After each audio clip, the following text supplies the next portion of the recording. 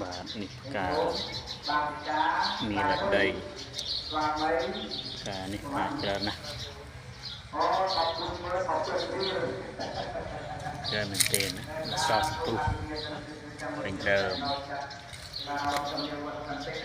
សត្វផ្កា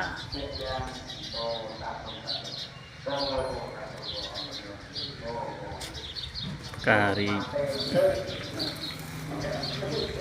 ยังរីច្រើនមែនទេរីនេះស្អាតនិយាយទៅទីអាចដាំតាមផ្ទះសាលារៀនឬក៏ដាំតាមវត្តអារាមព្រោះមានសម្រស់ស្រស់ស្អាតតែម្ដងដើមក៏ធំល្មមមិនជាតូចពេកមិនជាធំពេកចឹងបងប្អូនអាចឃើញហើយអាចយកដាំតាមផ្ទះស្អាត